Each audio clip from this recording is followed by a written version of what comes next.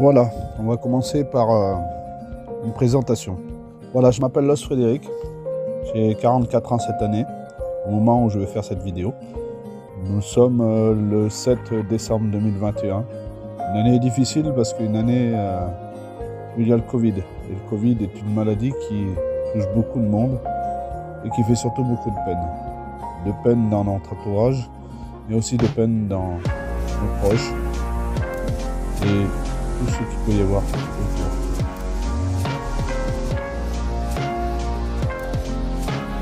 La vie n'est pas facile parce que nous sommes liés à toutes ces contraintes liées à ce virus. Je vais revenir sur moi, je vais revenir sur mon histoire.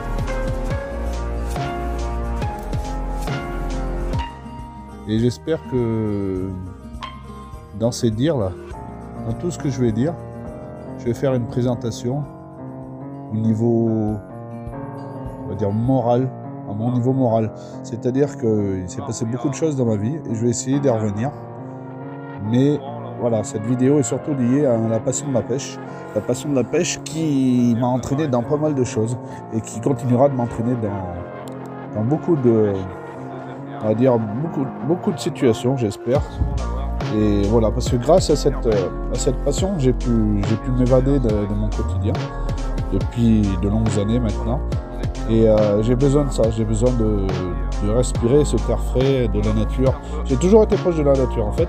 Ma mère m'a apporté beaucoup de choses et je la remercie beaucoup. Et cette nature m'apporte énormément parce que grâce à la nature, on revit en fait. C'est grâce à la nature que l'être humain il peut vivre, autant que ce soit grâce aux animaux, aux herbes, aux branches, enfin tout ce que, à la terre, lié à l'air, tout ça c'est la nature et tout ça c'est des éléments qui sont vitaux pour l'homme et des éléments vitaux et à la fois indispensables. Voilà, donc j'ai toujours été proche de la nature en fait. Et voilà, donc je vais me présenter, je vais vous raconter mon histoire, l'histoire où j'ai commencé à ressentir pas mal de choses au niveau de cette passion qu'est la pêche, cette évasion qui me fait tant du bien. Et puis voilà, j'espère qu'à travers toute cette vidéo là, toutes mes paroles, et ben, vous apprendrez un peu plus à me connaître. Et puis je vous en remercie. Allez, c'est parti. Voilà, donc je suis né le 24 mai 1977. En fait, je suis né de, comment dire, d'une union un peu chaotique. À l'époque, ma mère faisait tout ce qu'elle pouvait pour s'en sortir, parce que mes parents, vivant en couple, bien sûr, avaient peu de moyens. Et à cette époque, c'était difficile. En fait, il faut que j'avoue que mon papa était un alcoolique. C'est une maladie, l'alcoolisme, bien sûr, mais c'est aussi un gros défaut et ça perturbe énormément une vie, surtout une vie familiale. Voilà. Ma mère a donc tout fait depuis longtemps pour nous élever. Je dis nous parce qu'il y a aussi ma sœur en fait. Ma sœur qui va naître, on va dire, 3 ans après moi. Et voilà, nous sommes donc le 24 mai 1977 et je pousse mes premiers cris à la maternité du Puy-en-Velay. C'est des premiers cris un peu difficiles parce que, on va dire que ma naissance a été difficile. Ma mère a beaucoup souffert à ma naissance à cause de divers, comment dire,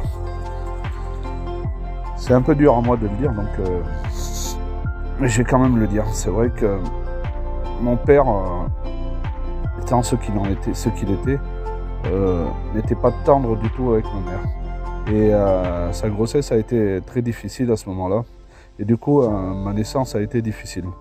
Ce qui est, comment dire, peut conclure par, en fait, je suis né en couveuse. Je suis né avec 2 mois et demi d'avance.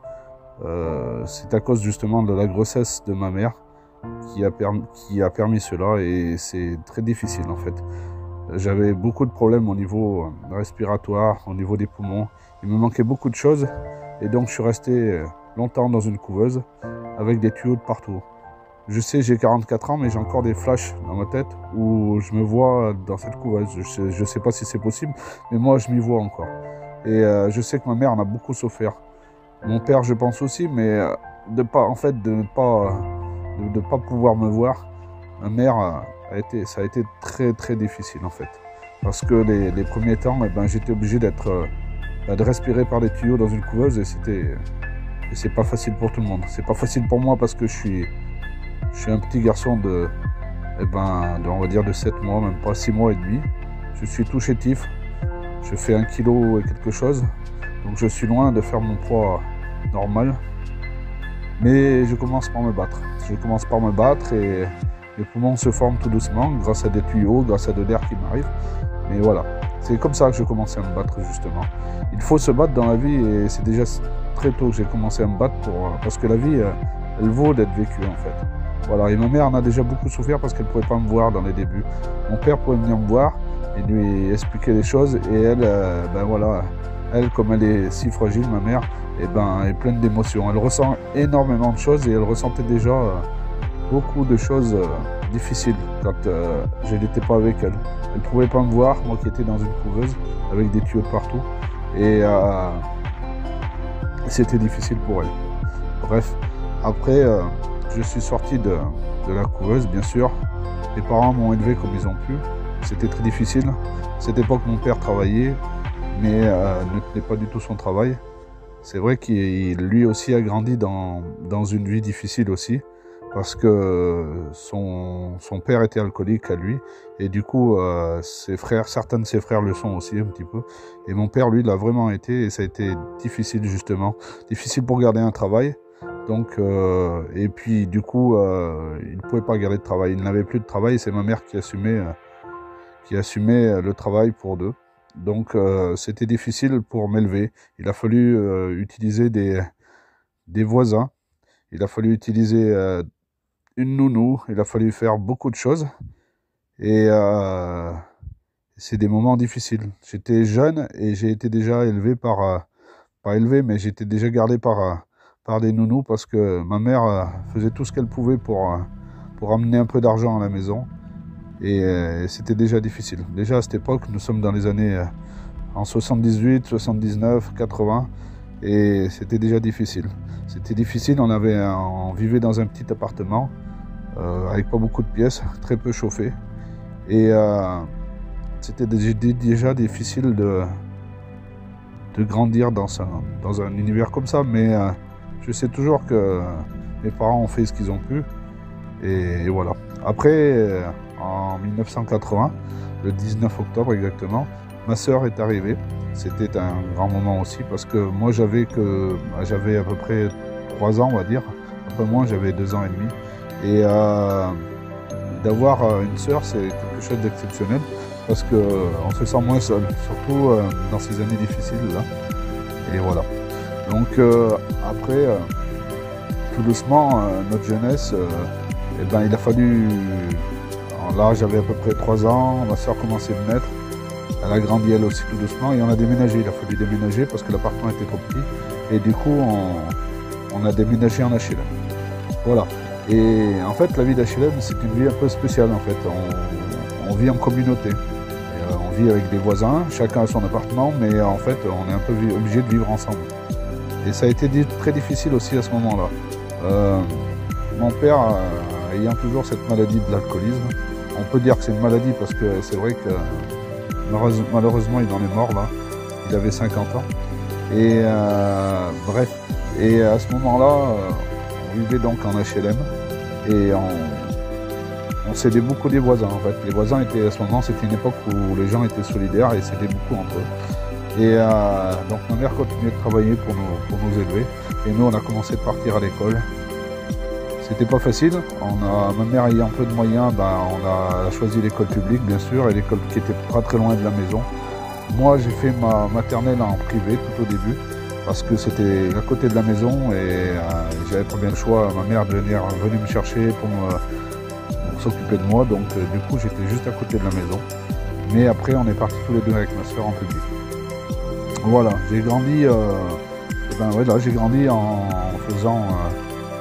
faisant ce que je pouvais pour survivre. Bien sûr on faisait ce qu'on pouvait pour vivre. C'était une époque difficile. Mes parents ayant peu de moyens, on faisait peu de choses, mais la vie avec ceux des HLM, c'était très sympa en fait. On était plusieurs jeunes du même âge et ça nous permettait de faire pas mal de choses ensemble justement. Et des années après, on a pu justement, au moment où on a pu aller à l'école, on a commencé d'y aller tous ensemble. En fait, on était vraiment un groupe solide. Il y avait beaucoup d'enfants du même âge et du coup, ça nous permettait de partir ensemble et de veiller les uns sur les autres un peu. C'était un peu comme une grande famille en fait, les HLM. Il y a une bonne ambiance, tous les voisins se parlaient et c'était différent de cette époque maintenant où les gens ont peu confiance voilà, la confiance entre les gens, elle a vraiment, on va dire qu'elle n'a pas disparu, mais elle s'est atténuée et quand il n'y a plus de confiance, c'est difficile de vivre ensemble en fait. Que ce soit dans les HLM, que ce soit entre voisins, c'est pas simple. Mais à cette époque, voilà, on comptait quand même les uns sur les autres. Si jamais il y avait un problème à la maison, je savais qu'il y avait certains voisins contre qui on pouvait compter. Et justement, tout ceci est arrivé. En fait, oui, on avait vraiment besoin des voisins. En fait. Comment dire, mon père étant alcoolique, il ne travaillait plus bien sûr. Il restait à la maison, il buvait en cachette, il achetait des litres pour boire en cachette. Il parlait très peu aux gens, il se cachait, il n'aimait pas du tout, il n'avait pas de vie sociale, plus d'amis, les voisins leur parlaient très peu, c'était très difficile. Et moi j'ai grandi dans cet univers justement, dans cet univers un peu mélangé entre la vie des HLM où c'est une vie où tout le monde doit essayer de se parler, mais aussi dans une vie un peu familiale où c'était difficile. Mes parents il y a eu des belles années, on va dire, parce que ma mère a toujours fait ce qu'elle a pu, justement, et tout ce qu'il a fallu pour qu'on grandisse du mieux qu'on a pu. Et voilà, donc il y a eu des années où il fallait faire ce qu'on pouvait, quoi, voilà. Donc j'ai toujours eu mes anniversaires, j'ai toujours eu Noël, j'ai toujours eu aussi, même si on avait très peu pour Noël, on avait très peu pour nos anniversaires, on avait toujours des gâteaux qui nous attendaient. On avait toujours quelques cadeaux. On invitait les copains aux HLM, on invitait les voisins. Voilà. En fait, voilà, mon père n'était pas violent envers nous. Il n'était pas violent envers ma mère. J'ai pas de souvenir qu'il nous ait tapé.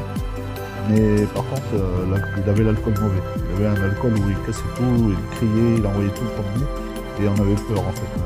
Moi, ma soeur, ma mère, on avait peur. On vivait dans une situation comme ça et vivre dans la peur, c'est difficile. Il faut aller se cacher sous mon lit. J'allais me cacher sous mon lit, j'allais me cacher. Ma soeur, c'était pareil, on serrait les dents. Je la protégeais tant que je pouvais. Et j'entendais crier à la maison et c'était difficile. Et en fait, on a beaucoup subi, quoi. Et quand mon père piquait des colères, bien sûr à cause de l'alcool, et cassait tout à la maison, qu'on était obligé d'appeler la gendarmerie, qu'il enfonçait les placards, enfin, ça a été très difficile. Ma mère en a beaucoup pris sur elle, elle nous a toujours protégés de son mieux. Et il faut aller justement, j'ai des souvenirs où on a été couché chez les voisins, sur les voisins d'en face ou les voisins d'en dessous, parce que mon père cassait tout à la maison. Et c'était compliqué justement là-dessus. Le lendemain, on remontait à la maison et on voyait les dégâts qu'il avait fait. L'alcool avait passé, mais c'était des moments difficiles où il fallait encore se serrer les dents, toujours serrer les dents. Et c'est des moments durs dans la vie d'un enfant, dans la vie des enfants, parce que ma soeur était là aussi. Voilà. Malgré tout cela, ma mère a toujours fait ce qu'elle a pu. J'ai rien à dire. On avait des moments où on pouvait jouer ensemble. Quand mon père buvait pas, en fait, c'était quelqu'un de très calme. Et il était très, comment dire, très, on va dire pas très attentionné, mais voilà, il était là si on avait besoin de lui. Il savait pas faire beaucoup de choses, comme il avait arrêté de travailler, il avait arrêté l'école très tôt, mais j'avais des souvenirs où le soir, on mangeait notre soupe tous les quatre. On arrivait à faire des jeux tous ensemble, des jeux de société. Je le vois encore en train de faire de la couture le soir, en train de réparer quelques trucs. Il est très minutieux, il est comme ma sœur, il est très minutieux. Moi, je suis plus comme ma mère, je suis quelqu'un de plus ouvert aux autres, mais aussi plus actif, on va dire, plus nerveux. Voilà. Après, en grandissant, voilà, il y a eu l'école, bien sûr, voilà. Et en fait, j'ai lié à ma naissance, en fait, mes problèmes de poumons, j'ai eu de l'asthme pendant pas mal d'années. J'ai été obligé de me faire désensibiliser avec des piqûres pendant, je crois, 2 ans à peu près. Ça a été très difficile, des piqûres toutes les semaines quand on n'est pas très grand. Mais voilà, après l'asthme m'a passé grâce à ces piqûres. Mais c'est pas des très bons souvenirs. C'est des souvenirs d'avoir eu des petites bêtes en caoutchouc à chaque piqûre. Donc du coup j'avais les boîtes remplies. Mais c'est pas facile quand on est enfant de savoir qu'on est malade. Du coup j'étais quelqu'un de frêle, j'étais quelqu'un un peu de timide, un peu de réservé. J'allais pas trop vers les autres. J'allais vers mes voisins, mais j'avais quelques copains bien sûr, mais je me suis toujours senti plus faible que les autres, plus fragile, plus petit surtout. J'étais pas grand en taille et voilà, j'avais du mal à trouver ma place avec les autres, mais je me suis toujours battu à côté de ça, voilà. Après, voilà, on a fêté donc des Noëls ensemble, des anniversaires, et voilà. Mais il y a eu un moment où ma mère a fallu qu'elle prenne une décision, parce que mon père, ne travaillant pas, elle, c'était la seule qui ramenait un salaire à la maison. Elle faisait des ménages et elle gagnait très peu. Donc on vivait avec très peu de choses et très peu d'argent. Mais l'argent qu'on avait, elle s'en servait pour nous faire vivre et nous faire plaisir surtout. Alors, avec des petits, comment dire, des petites intentions, surtout les anniversaires, inviter les copains pour les anniversaires. Ça c'est beaucoup dans la vie d'un enfant de recevoir des copains à la maison, de savoir qu'on n'est pas tout seul. Et voilà. Après, pour continuer un petit peu, en fait, donc j'ai grandi, je suis parti après je suis parti au collège. En étant au collège, j'ai fait pas mal de rencontres, on va dire. Et à ce moment d'être collégien, ma mère nous sortait toujours les week-ends. Et voilà, collégien, j'étais un peu plus grand, donc j'avais un peu plus de, comment dire, un peu plus d'années, donc j'avais plus d'expérience, un petit peu du savoir-faire, du savoir-vivre, du contact avec les autres. Et voilà. Et ma mère était, voilà, comme je reviens par rapport au début, c'est grâce à ma mère que j'aime la nature, parce que ma mère était toujours proche de la nature. En fait, elle a vécu à la campagne et ses parents lui ont appris beaucoup de choses à la campagne. Et donc, elle a toujours été dans les prés, dans les forêts et tout. Et elle a toujours été proche de ça. Et elle a toujours voulu nous rendre nous aussi proches de cette nature-là. Donc j'ai plein de souvenirs où on allait faire des cabanes dans les bois quand on était petit. On allait ramasser des mûres. On faisait des pique-niques dans les prés. Et tout ça, ça m'a toujours rendu proche de la nature en fait. Et du coup, voilà, de fil en aiguille, avec des voisins, les voisins là en la pêche, un jour ils m'ont emmené à la pêche en fait. Et ils m'ont fait découvrir un peu la pêche à la truite que je connaissais pas du tout. Je suis parti en vélo, je les ai suivis, ils étaient en mobilette. J'ai avec Thierry, avec Gilles, voilà, ils pêchaient la truite. Et en fait, ils m'ont fait découvrir les petits gardons. J'ai commencé par pêcher tous les petits vairons, les petits. Ouais, c'était des. Qu'est-ce qu'il y avait? Il devait y avoir des goujons à l'époque, il doit y avoir des vairons. C'était tous les petits poissons. On a commencé par là, j'ai commencé par les petits poissons en fait. Et après, j'ai commencé à pêcher la truite. Mais là, j'étais un peu plus grand déjà. À côté de ça, je faisais beaucoup de sport. J'ai jamais eu de mobilette par rapport à mes voisins. C'est pour ça que je parle de vélo, parce que j'ai toujours eu du vélo, mais j'ai jamais eu de mobilette. J'ai eu une vieille mobilette par la suite, et j'ai pu un petit peu aller à la pêche justement avec. Mais une mobilette qui avait beaucoup d'années, qui était vieille, qui était d'occasion et qui avait beaucoup servi à d'autres. Mais voilà, mais elle m'a servi à me déplacer pour aller à la pêche. Voilà. On allait aussi avec ma mère de temps en temps au concours de pêche. Elle allait nous faire voir justement les poissons, comme elle a toujours été proche de la nature. Voilà, on allait dans les forêts, mais aussi voilà, on allait un petit peu quand il y avait quelque chose lié à la nature, et ben justement elle nous emmenait, et c'était l'occasion justement de découvrir un peu, c'est à ce moment-là que j'ai un peu découvert la pêche, un petit peu. Entre mes voisins qui allaient à la truite et que j'accompagnais, et un petit peu les concours de pêche, et ben voilà, c'est grâce à ça que ma passion aussi est arrivée. Je suis donc parti pêcher avec mes voisins. On allait surtout dans le Ramel, je me rappelle beaucoup de la terrasse du Ramel. Cette terrasse du Ramel où c'était une petite rivière qui serpentait sous un pont. Et là, c'est là que j'ai vu Thierry sortir ses premières truites et qui m'a expliqué comment il faisait ses montages à la cuillère et ainsi de suite. Et du coup, ça m'a donné aussi envie, avec Gilles aussi. Et du coup, voilà, je me suis toujours senti proche de cette nature-là, de l'eau, surtout de l'eau, des poissons, surtout l'eau, on va dire, parce que l'eau est le symbole de la vie. Sans eau, il n'y a pas de vie. Et je me suis toujours dit que l'eau est mystérieuse, en fait. On voit en surface, mais on ne voit pas ce qu'il y a dessous. Et imaginez le monde de dessous. J'imaginais que c'était un monde merveilleux et j'avais envie de savoir ce qu'il y avait dessous, justement. Et pour savoir ce qu'il y avait dessous, je voulais prendre les poissons qu'il pouvait y avoir dans cette rivière. Et du coup, je me suis lancé un peu plus tard. Mais voilà, bref. Du coup, je pense que du début à la fin, l'homme, il suit son destin au fil de sa vie. Et justement, en naissant d'une passion grandissante, c'est au fil de ma canne à pêche que je poursuis le mien, en fait. C'est un destin que je poursuis parce qu'il m'apportera beaucoup au niveau de la pêche. Donc, je continue et cette passion grandissante, je l'ai toujours. Donc voilà. En fait, j'aime ressentir ce sentiment de liberté. Ce sentiment de liberté vibrant au bout de mes doigts. En fait, j'aime en respirer le moindre souffle, tout en profitant du moment présent. Par la suite, je grandis donc, voilà. Et j'ai eu la chance de devenir papa. Je suis maintenant papa 2 fois. Et justement, grâce à cela, ça m'a apporté énormément dans la vie. Parce que, en fait, le fait d'être papa, c'est un savoir qu'on transmet. On apprend les choses, mais aussi on leur apprend des choses qu'il ne faut pas faire.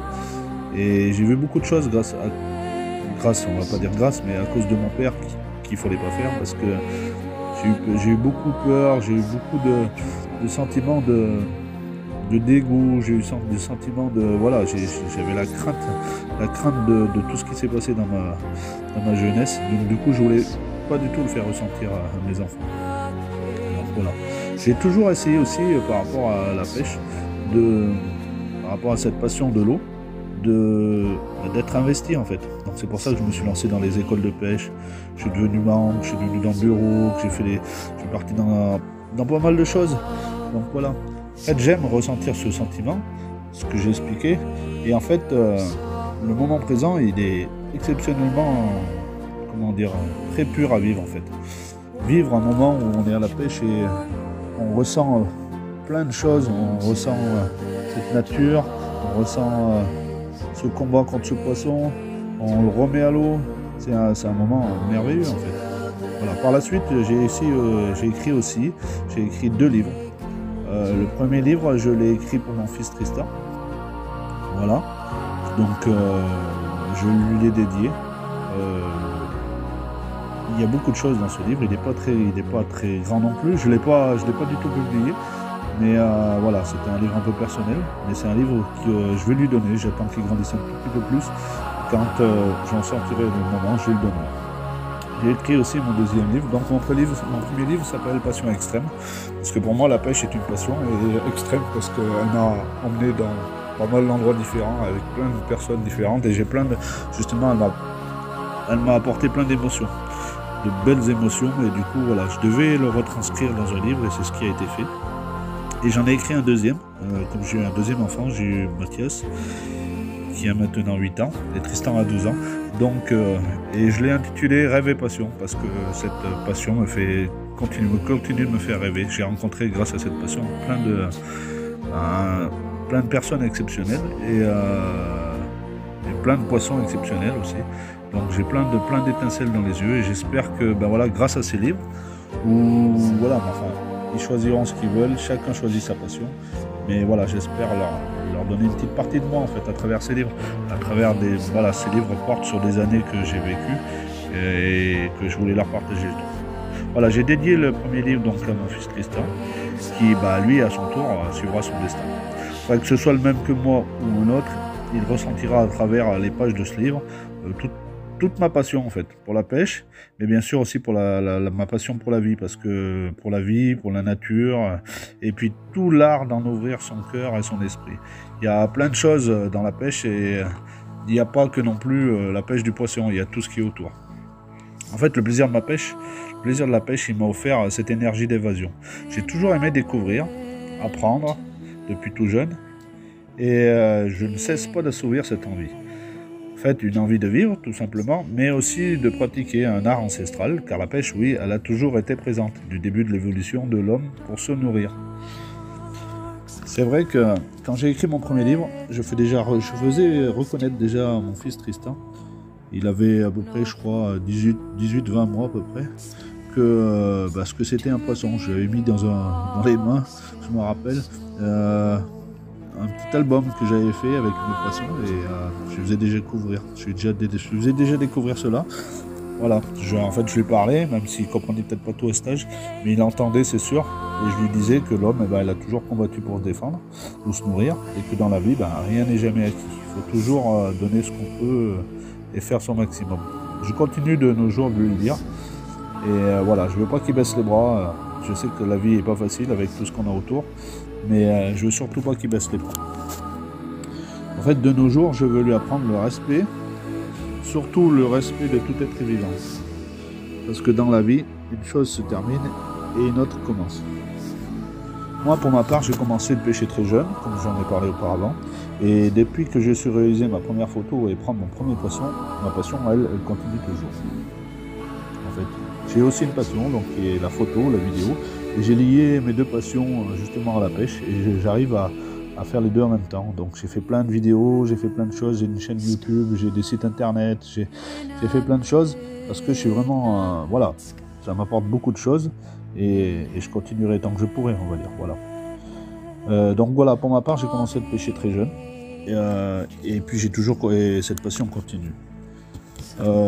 J'ai attrapé ma première tanche en fait. J'ai une tanche, le déclic des gros poissons en fait, ça a été cette première tanche en fait. Et elle m'a donné justement cette envie de continuer comme pêcher la carpe par exemple. J'ai pêché cette tanche et je me suis dit waouh, mais t'arrives à faire des gros poissons et ces poissons sont d'exceptionnels combattants. Et pourquoi pas tu viserais un autre poisson qui y ressemble. Je me suis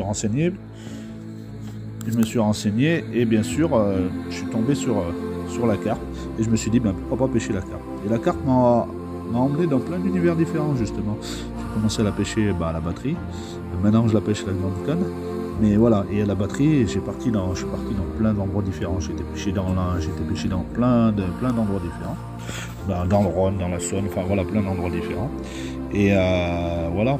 Après, je me suis lancé plus dans le silure, j'ai même pêché les sturgeons, voilà. Mais tout jeune, en fait, je commençais, comme j'ai expliqué auparavant, dans le Ramel, par exemple, une petite rivière pas loin d'Issingeaux, là où j'habitais. Je commençais de pêcher plutôt la truite, la friture, et puis je me suis lancé un petit peu au carnassier aussi. Parce que le carnassier, c'est très intéressant de pêcher le brochet, le cendre à la perche. C'est des poissons très combatifs et très intéressants à pêcher. La passion d'un enfant, elle naît à tout moment. En fait, comme je vous ai expliqué tout à l'heure, de mes premiers cris à la maternité du Puy-en-Velay, à mes premiers pas dans un tout petit appartement dans Issingeaux, ma vie d'enfant a commencé. Ma mère m'ayant transmis donc l'amour de la nature, comme j'en ai parlé un peu auparavant, c'est très jeune que j'arpente en famille les bords de l'eau, les bois, les prés. Que ce soit dans les rivières, dans le barrage de la Valette, dans la Loire, les débuts de jeunes pêcheurs, en fait, ils sont là. Alors, quand on a la chance d'habiter comme moi une région comme la Haute-Loire, aussi verdoyante et boisée, où serpentent de magnifiques ruisseaux tels le Lignon, comment ne pas résister à la tentation en fait, d'aller pêcher ces endroits-là? C'est sûr. C'est donc du haut de mes 6 ans que j'ai jeté ma première ligne. J'ai jeté ma première ligne à l'eau en compagnie de ma famille, à Vaubarlé, dans les concours de pêche comme j'en parlais auparavant. Mais on faisait aussi pas mal de camping. Donc à Vaubarlé, il y avait un camping et à la Loire qui passait juste devant. Donc j'ai commencé de lancer ma première ligne à peu près vers les 6 ans.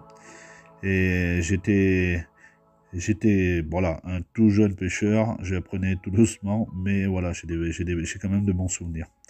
Voilà, j'ai bons souvenirs, après la pêche des petits poissons, la pêche des gros poissons, c'est arrivé par la suite, mais je pense qu'il faut commencer d'abord petit, et après, faut envisager plus grand, voilà. J'ai aussi des souvenirs avec Yves à Confolens, en barque plus tard. Ma vraie pêche, en fait, elle a débuté vers les 10 ans. Comme voilà, comme je vais en parler par la suite.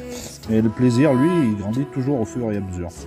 Que ce soit tout petit poisson attrapé par un tout petit homme, comme moi, ou de jolis sambres pris au barrage, ou encore de beaux barbeaux, des rectangles. Avec ma petite sœur dans la Loire, il n'y a pas doute, je suis bien né sous le signe de l'eau, ça c'est sûr. Un jour, mes parents, en fait, ils m'ont amené et m'ont permis de prendre ma première truite. J'avais à peu près une dizaine d'années, je pense. Je l'ai prise au ver de terre et je l'ai prise donc dans un concours de pêche. En fait, c'était pas un concours de pêche, c'était la fête de la pêche. La fête de la pêche, et c'était dans une piscine au Chambonnet. Le Chambonnet n'étant pas très loin des Saint-Jean. En fait, voilà, il y a le lignon qui passait, et en fait, ils avaient dévié l'eau, ils avaient pris de l'eau du lignon pour mettre dans une piscine, ils avaient mis des truites, et voilà. J'ai commencé à pêcher dans une piscine, on va dire, et j'ai fait ma première truite. Et en fait, ce poisson, bah, il a réveillé en moi ma future passion par la suite. Les années suivantes, après, c'est toujours au Chambonnet que je pêche, une autre truite, mais cette fois-ci, je l'ai prise dans la rivière. Et sortir un poisson d'une rivière, c'est magique, en fait, on ne le voit pas, on voit la rivière, on a une petite canne qu'on ne sait même pas comment... comment s'en servir au départ, mais en fait c'était la fête de la pêche, et voilà, j'ai réussi à sortir ma première truite de cette rivière, et voilà, et en fait ça a été encore bah voilà, c'était la suite du déclic en fait. Les années suivantes, après j'ai grandi en décidant de prendre ma carte de pêche, ma première carte de pêche, et de combattre mes adversaires seuls. C'est vrai que bon, j'avais une trépidante jeunesse à l'époque, il y avait beaucoup de jeux d'enfants, j'étais un sportif, j'aimais bien courir, j'aimais bien suivre tout le monde, voilà. J'ai été beaucoup timide au départ, et après c'est vrai que grâce à mes voisins et l'ambiance qu'il y avait, l'entente, on s'entendait bien tous, on partait souvent en groupe, du coup voilà, j'étais un peu plus, ça m'a aidé dans ma vie, et ça m'a permis de m'ouvrir aux autres, et ça m'a permis surtout de faire grandir. En fait, j'ai grandi grâce aux autres, en étant entouré, et grâce à plein de choses que je voulais faire et que je voulais faire justement, et que j'essayais de faire justement. Donc voilà, j'avais des jeux d'enfants avec mes voisins habitant aux HLM, et puis il y a le sport aussi qui prenait une part importante. Ma passion, elle évolue tout doucement, la pêche, mais sûrement, voilà. Le sport, qu'est-ce que j'ai fait en sport?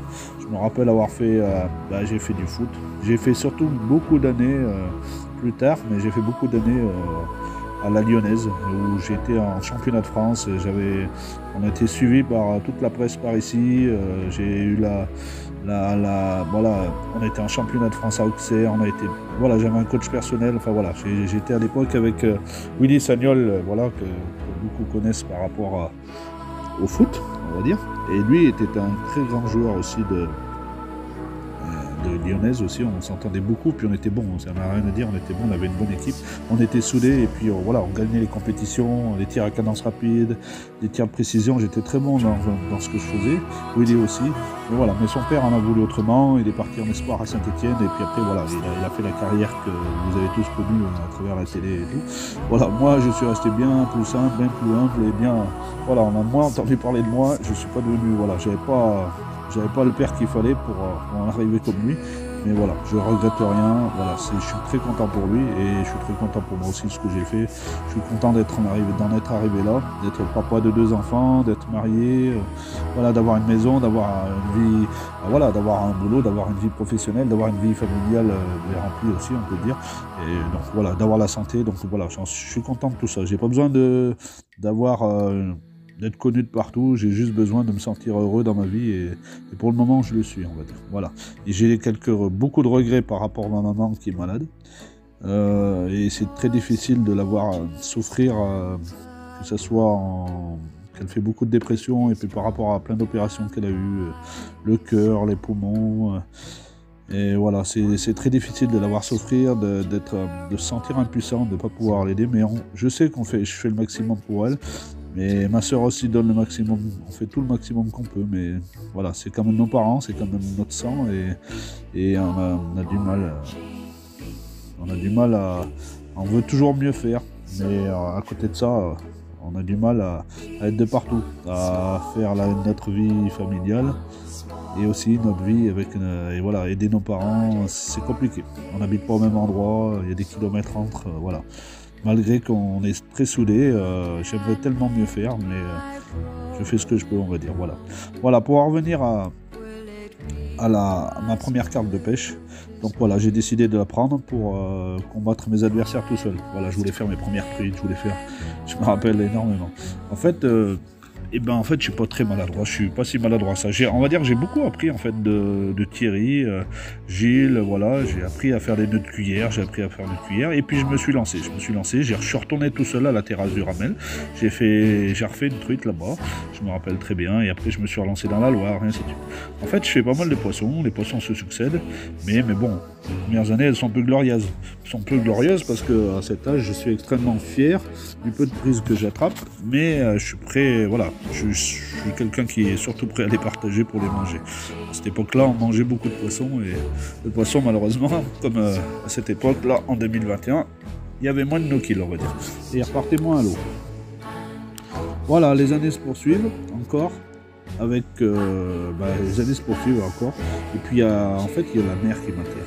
Voilà, moi qui aime toujours l'eau, qui a toujours aimé l'eau, j'ai toujours aussi été attiré par les grandes étendues d'eau. La Loire est une grande étendue d'eau, c'est sûr, mais voilà, la mer aussi. Donc je suis parti en mer, j'ai grandi, voilà, je vivais toujours chez ma mère, mais j'ai décidé de partir en mer l'été. Je suis parti une année, voilà, habitant avec elle, et après je suis reparti quand même une année ou deux après, quand j'avais mon appartement. Bref, toujours cette envie de liberté qui me poursuivait, et toujours cette envie de cette évasion en fait. Donc par la suite, quand j'ai commencé à travailler, dès ma sortie de l'école ou pendant les vacances scolaires, en fait, j'ai décidé de prendre des vacances pour pêcher plus loin. Le Gros du Roi, il est pas très loin, voilà, donc du coup voilà, j'ai choisi le Gros du Roi comme destination. La mer me tendait les bras, donc voilà.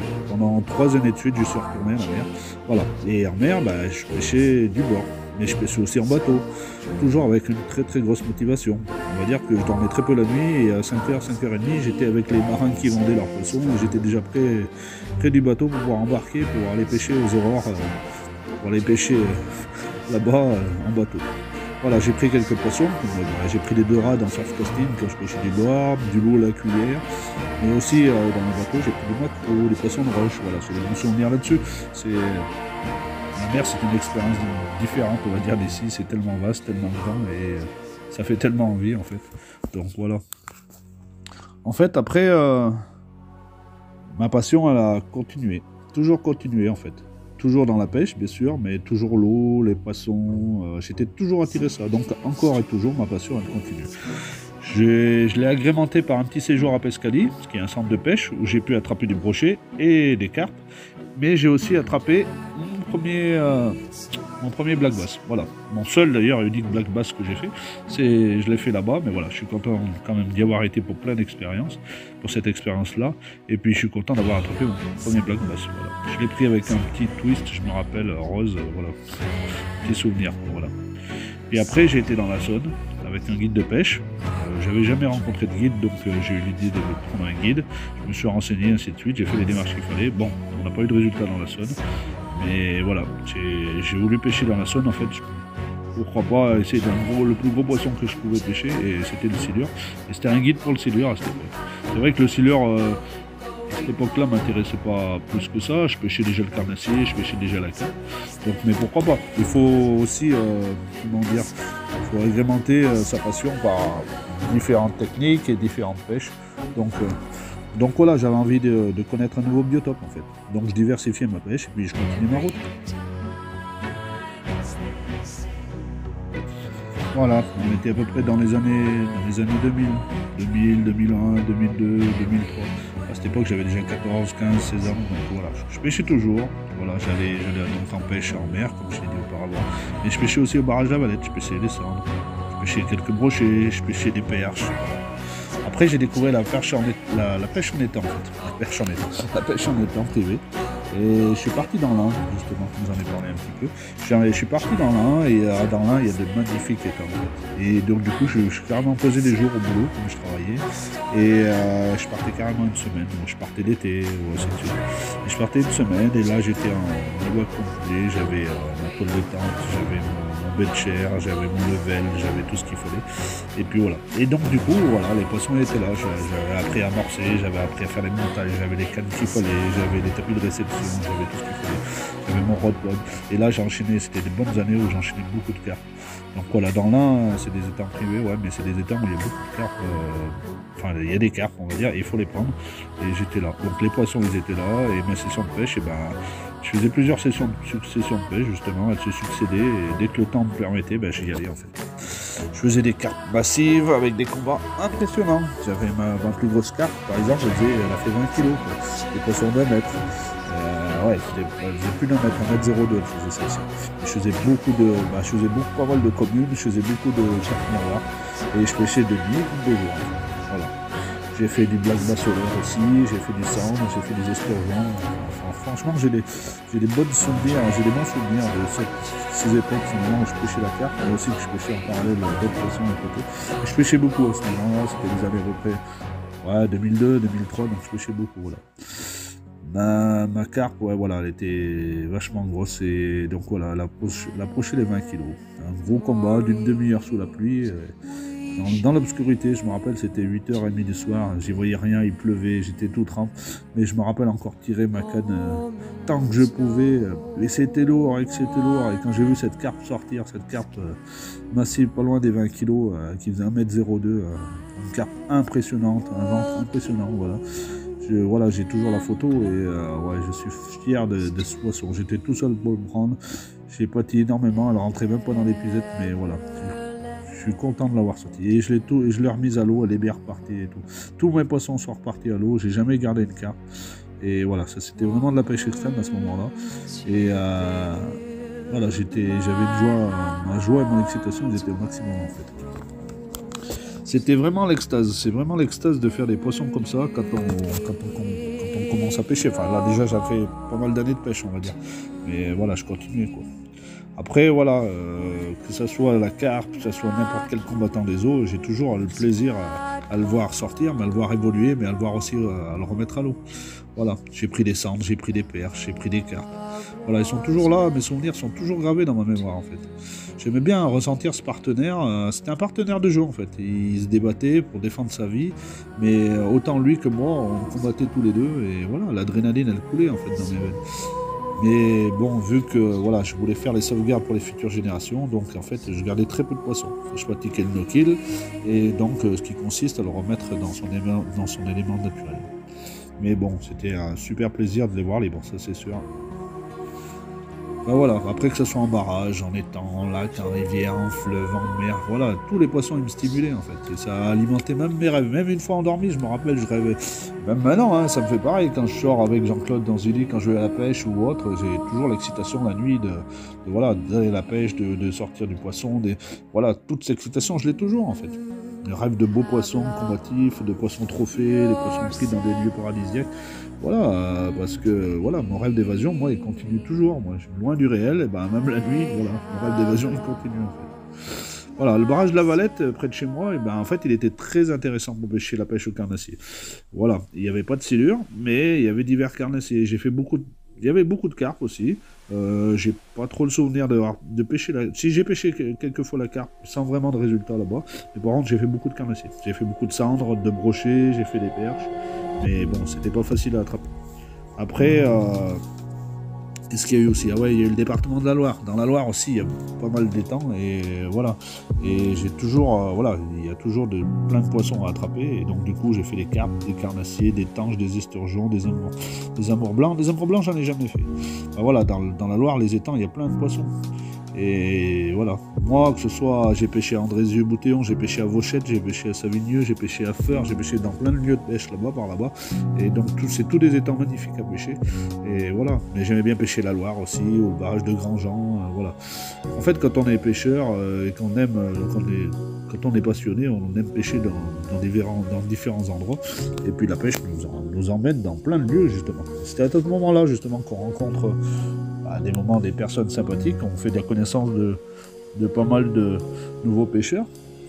Et puis voilà. Après, j'ai le souvenir aussi des enduros. Voilà, les enduros. Parce que en fait, je suis rentré dans le club de Vauchette. C'est un club où il y a un club de pêche, la Carpe, où il y a beaucoup d'étangs, et on organisait des enduros. Donc j'en ai fait qu'un enduro, et puis tout le reste je les ai organisés. Mais j'ai des bons souvenirs. On a fait des concours, des enduros. Voilà, en fait, l'activité pêche me disait toujours, que ce soit dans les concours, en organisation, Donc que ce soit les faire, que ce soit participer à plein de choses au niveau de l'organisation, de Vauchette, des étangs, de tout, franchement, j'étais toujours présent. Et c'est super, en fait, voilà, la pêche, elle continue de m'apprendre plein de choses, et cette passion, elle était vraiment omniprésente.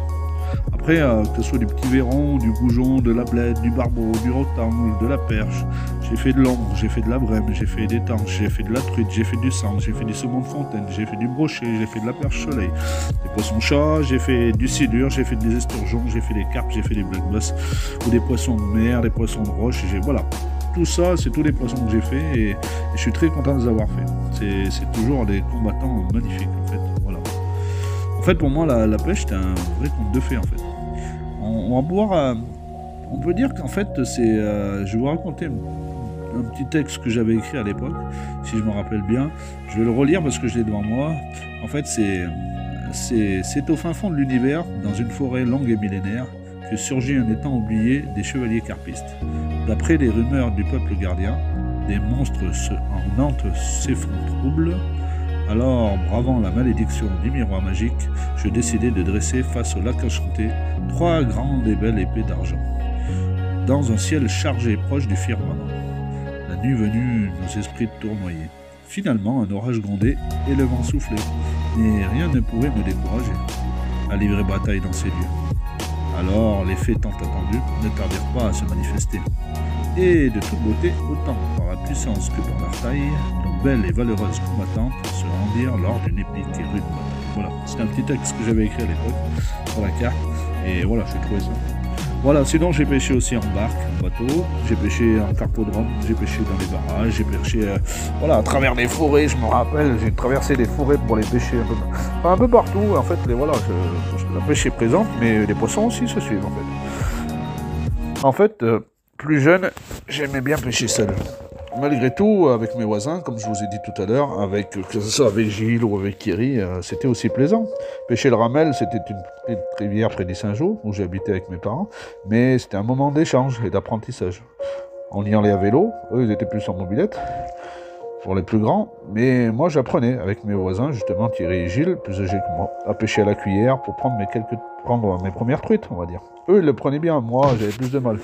Mais j'ai appris tout doucement, j'ai appris. J'avais pas beaucoup de succès à l'époque, parce que bon, les premières truites j'arrivais pas à les faire. Mais par la suite, quand je suis retourné tout seul, j'ai réussi, et après voilà. C'est comme ça qu'on grandit justement, c'est comme ça qu'on apprend. On apprend en essayant, et il faut persévérer. C'est comme ça qu'on avance justement. Que ce soit pour la pêche ou que ce soit dans la vie, il faut toujours avancer et persévérer. Donc de mon côté, j'ai continué de persévérer. Je me suis considéré justement assez, grand pour pouvoir pêcher tout seul. Eux, de leur côté, ils étaient plus grands que moi, ils avaient pas mal d'années de plus, donc voilà, ils ont grandi, ils ont arrêté. Mais moi, j'ai quand même persévéré, j'ai continué. J'ai commencé à attraper seul mes premiers poissons. Je me souviens encore de mes premiers goujons, mes verrons que je sortais avec ma petite canne en bambou. Ma mère m'avait acheté sur le marché des Saint-Jean. En fait, ouais, c'est des bons souvenirs, ça. C'est vrai qu'une canne pliée dans du plastique en 3 brins, voilà, où il y avait un fil tout petit, machin truc, avec un petit flotteur, et je me rappelle d'avoir sorti mes goujons, mes verrons, et c'était déjà un bon petit moment pour moi, le début, on va dire, voilà. Après, avec un simple hameçon et un petit flotteur, hop, j'arrivais à voir apparaître quelques petits poissons en surface, et voilà, et c'était sympa. Après, j'ai grandi, je me suis servi encore du ramel, différemment. Cette fois-ci, j'ai caché mes prises dans une bourriche, je me rappelle très bien, parce que j'allais au barrage de la Valette, et j'avais pas d'endroit pour poser mes vifs, alors je faisais des vifs, et des vifs, c'est des poissons vivants que je gardais, mais pour les garder, c'est pas facile en HLM. Donc du coup, j'allais les poser au ramel. J'avais pris une bourriche, elle était en tissu, ouais, c'était une bourriche en tissu, je me rappelle bien, et je mettais mes poissons, mes gardons, ainsi de suite dans cette bourriche. Je la calais au fond de la rivière, et je la mettais avec des pierres sur le bord, avec une corde, et puis voilà, et le lendemain, j'y retournais, j'allais chercher mes vifs, et du coup, je pouvais partir au barrage. Après, il y a eu un jour où, en fait, ça a duré un petit moment, puis après un jour, je suis allé, j'ai retrouvé une vipère à l'intérieur. Et en fait, elle avait mangé tous les poissons que j'avais mis dedans, donc elle s'en servait de garde-manger. Donc après, je suis jamais retourné, voilà. C'est pas ma peur des poissons, pas des poissons, c'est pas ma peur des serpents, je crains pas Mais voilà, je pense que c'était une couleuvre en plus à l'époque, mais plutôt qu'une vipère, je pense. Mais bon, voilà, j'ai pas voulu retourner et tenter le diable. Et j'ai dit, bah, on fera différemment. Donc la page était tournée après. Après, voilà, les années, elles ont continué. Et en fait, voilà, 2003, 2004, ce fut des bonnes années de pêche. J'ai pris des sandres, des perches, des truites. Voilà, j'ai fait ma première tranche au barrage, comme j'en ai parlé avant. Et après, donc, j'ai eu mon déclic pour la carpe. Et mon déclic pour la carpe, eh ben, il a débuté justement avec cette première tranche. Et après, tout s'est bien enchaîné. Voilà. Après, j'ai persévéré dans ma passion, j'ai continué. Puis après, en 2008, j'ai décidé de créer mon propre site internet. Un site avant tout à mon image. Il était inventif et évolutif. À l'époque, internet, c'était pas... Voilà, bon, il y avait internet, mais voilà, c'était pas des années encore où internet battait son plein comme maintenant. Et en fonction de mon expérience dans ce domaine, qui est la pêche, j'ai su exploiter tout mon potentiel afin de créer mon univers. Et donc mon site qui existe toujours d'ailleurs, il s'appelle The Carpix. Et maintenant je l'ai fait évoluer, je l'appelle The New Carpix Concept. Voilà, et à l'époque j'ai mis beaucoup de choses. Donc si vous allez sur mon site, sur internet, et ben vous le verrez. Vous tapez The Carpix et vous verrez, voilà, avec Pesking et mon site.com, vous verrez... J'y suis, voilà. En fait, la navigation des pages, elle était bien fluide à l'époque. Là, bon, elle l'est toujours, mais j'y vais un peu moins, on va dire. J'ai rajouté quelques trucs dernièrement, mais bon, c'est vrai que j'y vais beaucoup moins. J'ai une vie bien remplie avec mes enfants et un peu tout. Donc, Et puis, bon, à l'époque, j'avais fait des récits, j'avais fait des textes, j'avais fait des vidéos. Ils sont toujours d'ailleurs. Il y avait de nombreuses photos, il y avait des explications, il y avait... Enfin voilà, je voulais tout faire pour approfondir mon univers, un univers un peu virtuel que j'avais, et transmettre cette passion qu'on a partagée, quoi. J'essaie toujours de suivre le cours de la vie halieutique aussi, en mettant plein de choses à jour sur mon site. Maintenant, je le fais un peu moins, mais avant, voilà, je le mettais bien à jour régulièrement, dès que je pouvais, en fonction de mes activités, même s'ils étaient un peu réduites, on va dire, mais bon, voilà. Après, voilà, je l'avais bien référencé aussi, et puis j'avais pas mal de visiteurs. Là, j'en ai encore mieux, voilà. Après, j'avais fait ça pour moi un peu de partout, sur Facebook, sur YouTube, voilà. Là, j'ai créé mes chaînes. Il y a plein de choses qui ont évolué, mais on va dire qu'à l'époque, quand j'ai créé ce site, ben voilà, ça m'a permis d'évoluer dans le monde informatique. Et en fait, oui, ça a pris tellement une grande ampleur dernièrement que moi, je suis content de l'avoir créé à cette époque-là. Parce que maintenant, il y a, je sais plus combien de visiteurs, mais il y en a beaucoup, on va dire. Après, voilà, j'ai fait donc pas mal de cartes. Une belle longue carpe, commune de 12 kg, j'ai fait des carpes de 18 kg, j'ai fait une miroir de 18 kg, j'ai fait un brochet de 90 cm, j'ai fait pas mal de poissons. Après, voilà, des carpes, elles tournaient entre 15, 12 kg, 3 kg, voilà. Et que ce soit une carpe de 20 kg ou une carpe de 1 kg, franchement, pour moi, le plaisir, il était toujours là, quoi. Et puis voilà, n'importe quelle carpe ou quel poisson procure du plaisir, par leur combat, et puis en fait, le fait de les revoir partir à l'eau aussi, c'est un bonheur, quoi. De rendre le poisson vivant à son élément, c'est super, en fait. Voilà, j'ai pêché un esturgeon, je me rappellerai très bien aussi. C'est une forme aérodynamique, c'est un super combat, ça fait des chandelles. Par contre, il faut prendre plein de précautions pour le remettre à l'eau. Mais voilà, parce qu'il s'épuise vite et il faudrait oxygéner. Mais voilà, c'était un poisson de 8 kg pour 1 mètre. Et voilà, c'est un bon souvenir là aussi, c'était dans l'un. Voilà, et Morcor, comme je vous disais tout à l'heure, elle est pas loin de 20 kg. Et un poisson d'1 mètre 02, donc une carpe, au niveau de la carpe, et une carpe massive, et super, franchement, voilà. Après, j'ai pris des poissons un peu partout. J'ai pris des poissons donc à Savigneux, comme j'ai dit tout à l'heure, à Andrézieux, un peu partout. C'est des étangs pas très loin de chez moi, en fait, des étangs dans la Loire. Mais voilà, c'est toujours sympa de voir plein de départs, des carpes qui partent dans tous les sens, des bons souvenirs, des bons moments de pêche, voilà. Et puis voilà, je le faisais tout seul, mais bien sûr, après, je l'ai fait avec des amis. Et voilà. J'aimais bien aussi les salons. Alors, je suis parti pas mal à faire des salons de pêche. Je suis parti à Montluçon en 2009. Voilà, j'ai participé donc au Salon international de la pêche à la carpe. Voilà, à cette époque, j'étais, si je me rappelle bien, voilà, j'étais au club carpiste de Vauchette. Et c'est moi qui m'occupais de tout ce qui est internet. J'étais un peu le reporter, en fait. Et voilà, j'étais un peu le reporter du site pour pouvoir mettre toutes les vidéos, les photos. Et du coup, voilà, j'ai rencontré Léon Gendich, j'ai rencontré pas mal de monde à ce moment-là. J'ai rencontré Rod Hutchinson, voilà, un grand carpiste aussi. J'ai rencontré Monsieur Trinquier, voilà, Trinquier Gérard, là, un super bon pêcheur à la carpe au cool et plus. Voilà, enfin voilà, c'est tous des bons souvenirs, tout ça. Voilà, c'est vrai que la carpe, elle m'a toujours suivi comme poisson. Et donc voilà, j'ai pêché à Saint-Just-Rambert, à Saint-Just, ouais, à Saint-Just-à-Rambert. Non, ça c'était avec mon frangin, Saint-Just-à-Rambert. Et j'ai pêché à Andrézieux, j'ai pêché à l'étang du Brochet, j'ai pêché... Voilà, il y avait des carpes tarte aux pommes, qui avec un écaillage spécial, il y avait des carpes cuir, voilà. Plein de carpes, voilà, des moments j'avais plus de 35 départs pour 30 carpes attrapées en 48 heures de pêche. Voilà, à Saint-Badel par exemple, j'allais pêcher à Saint-Badel. Ça aussi, j'ai des bons souvenirs à Saint-Badel, franchement... Mais bon, voilà, c'était des années où je pêchais beaucoup et la carpe, en fait, elle venait beaucoup me rendre visite. Voilà.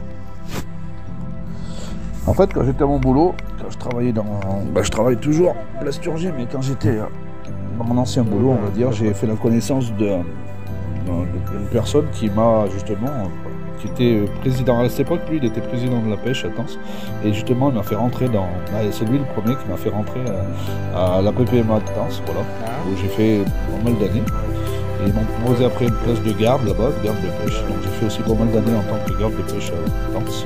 Je m'occupais, puis aussi en ce moment en parallèle, je travaille aussi pour la Fédération de la pêche de la Haute-Loire, au barrage de la Valette, où je m'occupais voilà, de tous les contrôles qu'il pouvait y avoir sur le barrage.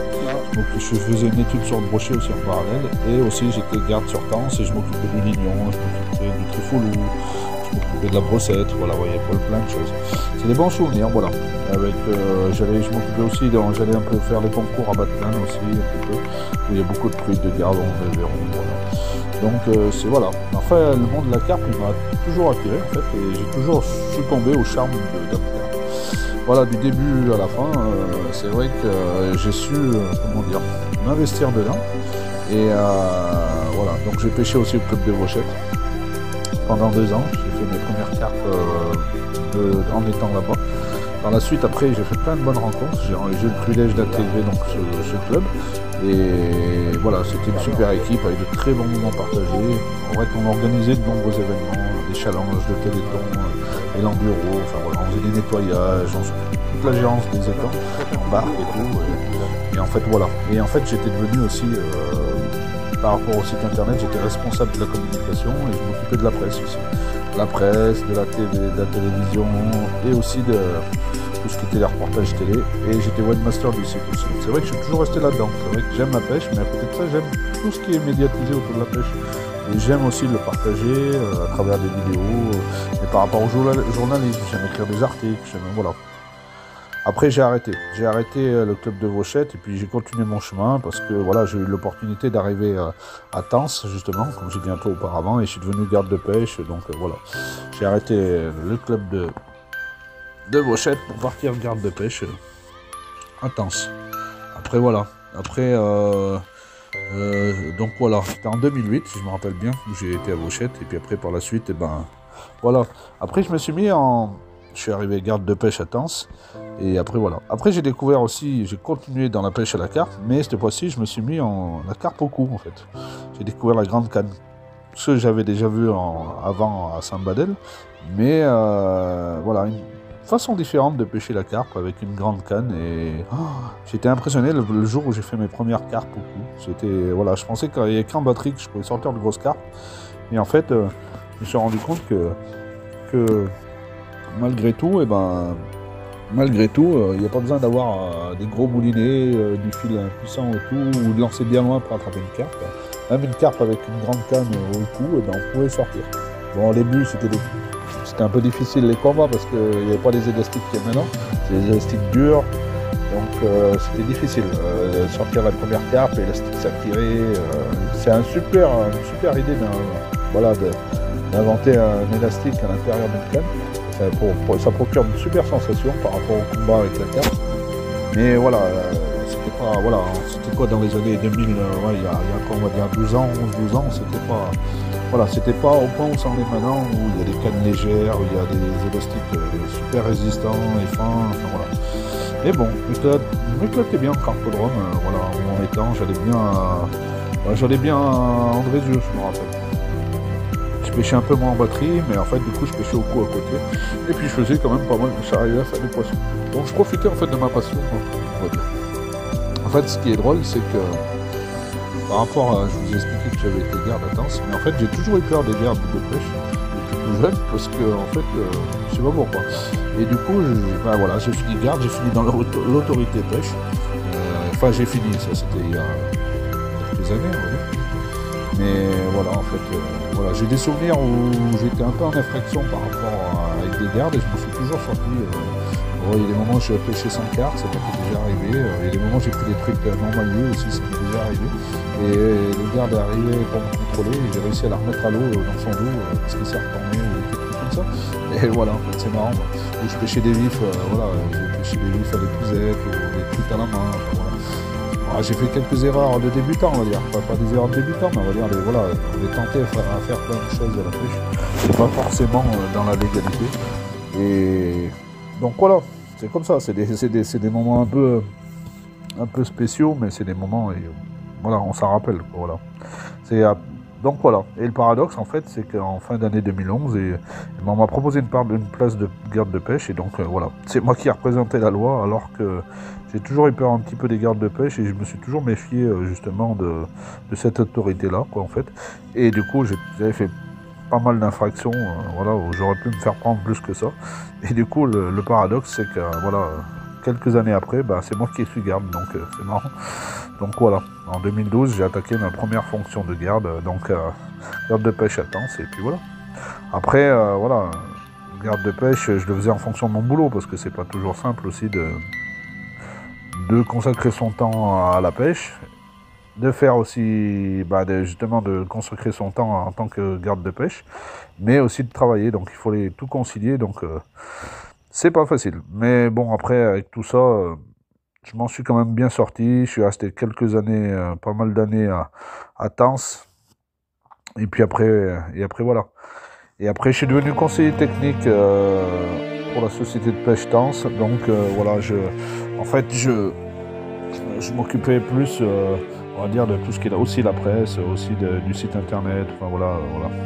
J'ai laissé la place de garde là-bas, et après, voilà, j'ai eu l'opportunité, j'ai déménagé, je suis venu habiter plus par ici, donc du coup, j'ai cherché une place de garde ailleurs, je suis rentré dans une nouvelle APPMA, voilà.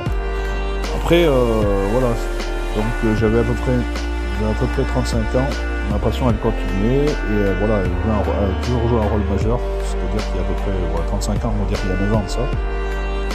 En fait, ce contact avec la nature, moi, je l'ai toujours eu, ce contact avec la nature, l'eau, voilà. Ça permet de s'évader dans un univers calme, relaxant, et aussi un univers apaisant. En fait. C'est vrai que grâce à la mort de ma copine, maintenant qui est ma femme, on va dire, l'amour de mon fils aussi, Tristan, et de ma famille, je me sentais soutenu dans ma vie. Ma femme, en fait, elle m'a toujours compris le besoin de me laisser vivre ma passion, dès que le temps me permettait. Donc ça me permettait de m'évader, ce qui me permettait un équilibre dans ma vie familiale. En fait, ce plaisir de pêcher, je le porte toujours en moi depuis de longues années. Et puis voilà, j'espère le conserver longtemps, le plus longtemps possible, quoi. J'ai une vie de famille bien remplie, le boulot, la maison, voilà, mon petit garçon qui commençait à grandir. Et après, par la suite, j'en ai eu un deuxième, et voilà. Bon, voilà, mes sorties avaient été peu nombreuses, parce qu'après, mon fils, il comptait sur moi, il comptait sur mon savoir, il comptait sur mes compétences. J'avais besoin de le faire grandir, de l'élever.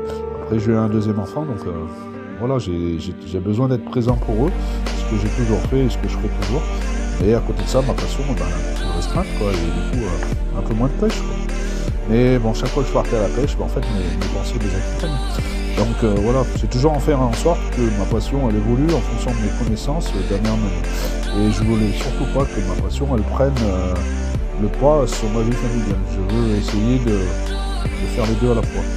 Maintenant, là, nous sommes en 2021, j'ai beaucoup plus de mal à trouver du temps pour ma passion que pour, voilà, parce qu'il y a le boulot qui me prend énormément de temps, la maison, les enfants qui grandissent. Mais bon, j'essaie de faire ce que je peux, j'ai été obligé de laisser des choses en arrière, bien sûr. Et je vais quelquefois à la pêche, donc c'est déjà beaucoup. Je continue toujours, même si ça a vraiment réduit par rapport à avant, ça c'est sûr. Après voilà, l'expérience elle s'intensifie au fur et à mesure de la pratique, mais voilà, moins on a du temps aussi, moins on fait de poissons et ainsi de suite. Donc les années bien poissonneuses, elles sont derrière moi, quoi. On va dire maintenant, c'est des poissons, mais de temps en temps, on va dire. Voilà. En fait, tout jeune et encore novice, la pêche, elle a toujours été pour moi un loisir, mais elle a toujours aussi un bol d'oxygène. Elle m'a toujours aidé à m'éloigner de ma vie d'enfant, de mes jeux, de mes activités sportives. Voilà, comme le foot, comme j'ai expliqué, la lyonnaise. ainsi de suite. En fait, le poisson, il est autant au repas potentiel que la manière de le valoriser en fait. Moi, je ne mange pas le poisson, je l'ai toujours remis à l'eau. J'aime le poisson, mais j'en ai pas mangé beaucoup depuis que je pêche, des poissons que j'ai attrapés, on va dire. Mais j'ai toujours aimé voilà, le remettre à l'eau, le revoir partir ou le partager à d'autres. En fait. C'est un partenaire de jeu, mais c'est aussi un partenaire qui doit retourner dans son élément pour que j'arrive à le reprendre la fois d'après, on va dire. Mais ça, bon, voilà, c'est ce que j'aime dans la pêche, c'est par rapport à la chasse, mettons, c'est que au moins à la pêche, on peut remettre un poisson dans l'eau et on revoit partir vivant. Ça, c'est bien. En fait, quand j'étais à mon boulot, je travaille toujours l'esturgeon, mais quand j'étais dans mon ancien boulot, on va dire, j'ai fait la connaissance d'une personne qui m'a justement, c'était président à cette époque, lui, il était président de la pêche, attends. Et justement, il m'a fait rentrer c'est lui le premier qui m'a fait rentrer à la PPMA de Tence, voilà. Et j'ai fait pas mal d'années. Et ils m'ont proposé après une place de garde là-bas, de garde de pêche. Donc j'ai fait aussi pas mal d'années en tant que garde de pêche à Tence. Je m'occupais, puis aussi en parallèle, je travaille aussi pour la Fédération de la pêche de la Haute-Loire, au barrage de la Valette, où je m'occupais voilà, de tous les contrôles qu'il pouvait y avoir sur le barrage. Je faisais une étude sur le brochet aussi en parallèle, et aussi j'étais garde sur Tence et je m'occupais du lignon, je m'occupais du trifoulou, je m'occupais de la brossette, voilà, il y avait plein de choses.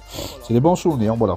Avec, je m'occupais aussi, j'allais un peu faire les concours à Batlan aussi, un petit peu, où il y a beaucoup de truites, de gardons, de verrons, voilà. Donc c'est voilà. Enfin, le monde de la carpe, il m'a toujours attiré en fait, et j'ai toujours succombé au charme de Dame Carpe. Voilà, du début à la fin, c'est vrai que j'ai su, comment dire, m'investir dedans.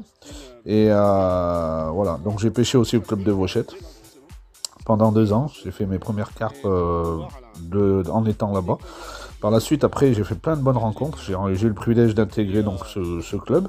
Et voilà, c'était une super équipe avec de très bons moments partagés. En fait, on organisait de nombreux événements, des challenges de téléthon, et l'enduro. Enfin voilà, on faisait des nettoyages, on s'occupait de toute la gérance des étangs, en barque et tout. Et en fait, voilà. Et en fait, j'étais devenu aussi, par rapport au site internet, j'étais responsable de la communication et je m'occupais de la presse aussi. De la presse, de la TV, de la télévision et aussi de tout ce qui était les reportages télé, et j'étais webmaster du site aussi. C'est vrai que je suis toujours resté là-dedans, c'est vrai que j'aime la pêche, mais à côté de ça, j'aime tout ce qui est médiatisé autour de la pêche. Et j'aime aussi le partager à travers des vidéos, mais par rapport au journalisme, j'aime écrire des articles, voilà. Après, j'ai arrêté le club de Vauchette, et puis j'ai continué mon chemin, parce que voilà, j'ai eu l'opportunité d'arriver à Tence, justement, comme j'ai dit un peu auparavant, et je suis devenu garde de pêche, donc voilà. J'ai arrêté le club de Vauchette pour partir garde de pêche à Tence. Après voilà, donc voilà, c'était en 2008, si je me rappelle bien, où j'ai été à Vauchette, et puis après par la suite, voilà. Après je suis arrivé garde de pêche à Tence, et après voilà. Après j'ai découvert aussi, j'ai continué dans la pêche à la carpe, mais cette fois-ci je me suis mis en la carpe au cou en fait. J'ai découvert la grande canne, ce que j'avais déjà vu avant à Saint-Badel, mais voilà, une façon différente de pêcher la carpe avec une grande canne, et j'étais impressionné le jour où j'ai fait mes premières carpes au cou.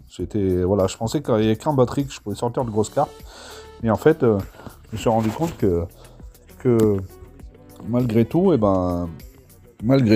n'y a pas besoin d'avoir des gros moulinets, du fil puissant et tout, ou de lancer bien loin pour attraper une carpe. Même une carpe avec une grande canne au cou, on pouvait sortir. Bon, au début, c'était un peu difficile les combats parce qu'il n'y avait pas les élastiques qu'il y a maintenant. C'est des élastiques durs, donc c'était difficile. Sortir la première carpe, l'élastique s'attirait. C'est une super idée d'inventer un élastique à l'intérieur d'une canne. Ça procure une super sensation par rapport au combat avec la carpe. Mais voilà, c'était quoi dans les années 2000, il y a quoi, on va dire 12 ans, c'était pas... Voilà, c'était pas au point où ça en est maintenant, où il y a des cannes légères, où il y a des élastiques super résistants et fins, enfin voilà. Mais bon, je m'éclatais bien en carpodrome, voilà, où en étant, j'allais bien à Andrézieux, je me rappelle. Je pêchais un peu moins en batterie, mais en fait, du coup, je pêchais au cou à côté. Et puis, je faisais quand même pas mal, j'arrivais à faire des poissons. Donc, je profitais en fait de ma passion, on va dire. En fait, ce qui est drôle, c'est que par rapport à, je vous ai expliqué que j'avais été garde à Tence, mais en fait j'ai toujours eu peur des gardes de pêche, depuis tout jeune, parce que en fait, je sais pas pourquoi. Et du coup, ben voilà, j'ai fini garde, j'ai fini dans l'autorité pêche.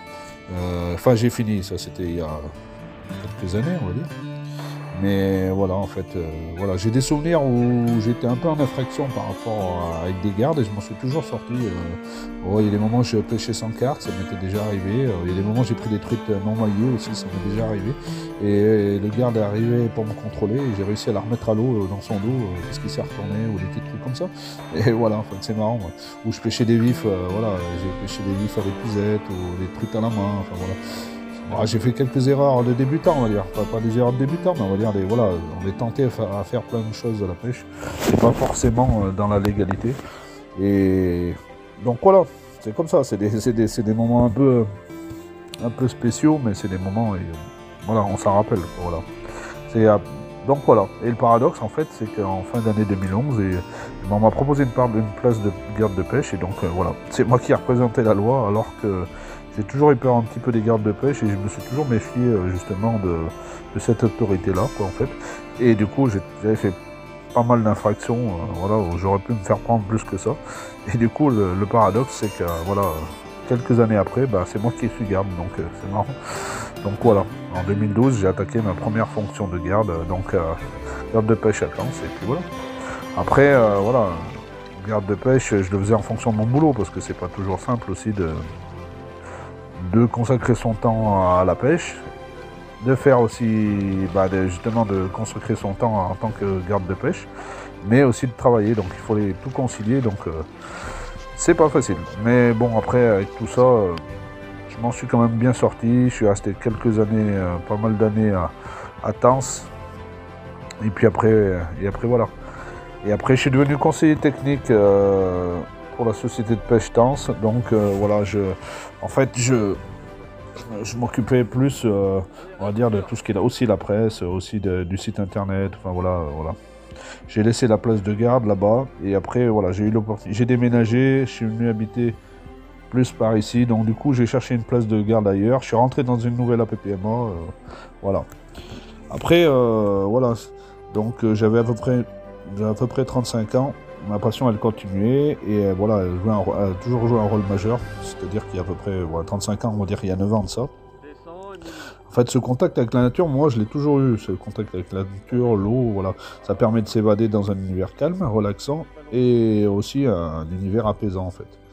C'est vrai que grâce à l'amour de ma copine, qui est ma femme, on va dire, l'amour de mon fils aussi, Tristan, et de ma famille, je me sentais soutenu dans ma vie. Ma femme, en fait, elle a toujours compris mon besoin de me laisser vivre ma passion, dès que le temps me permettait. Donc ça me permettait de m'évader, ce qui me permettait un équilibre dans ma vie familiale. En fait, ce plaisir de pêcher, je le porte toujours en moi depuis de longues années.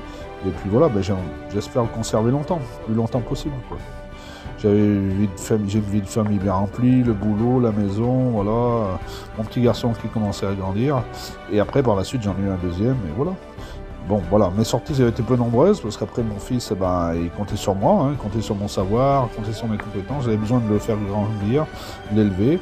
Après, j'ai eu un deuxième enfant, donc voilà, j'ai besoin d'être présent pour eux, ce que j'ai toujours fait et ce que je ferai toujours. Mais à côté de ça, ma passion, elle est un peu plus restreinte, quoi, et du coup, un peu moins de pêche, quoi. Mais bon, chaque fois que je partais à la pêche, en fait, mes pensées les accompagnent. Donc voilà, j'ai toujours en faire en sorte que ma passion, elle évolue en fonction de mes connaissances d'année en année. Et je voulais surtout pas que ma passion, elle prenne le pas sur ma vie familiale. Je veux essayer de faire les deux à la fois. Maintenant, là, nous sommes en 2021, j'ai beaucoup plus de mal à trouver du temps pour ma passion que pour, voilà, parce qu'il y a le boulot qui me prend énormément de temps, la maison, les enfants qui grandissent. Mais bon, j'essaye de faire ce que je peux. J'ai été obligé de laisser des choses en arrière, bien sûr. Et je vais quelquefois à la pêche, donc c'est déjà beaucoup. Je continue toujours, même si c'est vraiment réduit par rapport à avant, ça c'est sûr. Après voilà, l'expérience elle s'intensifie au fur et à mesure de la pratique. Mais voilà, moins on a du temps aussi, moins on fait de poissons et ainsi de suite, quoi. Donc les années bien poissonneuses, elles sont derrière moi, quoi. On va dire maintenant, c'est des poissons, mais de temps en temps, on va dire. Voilà.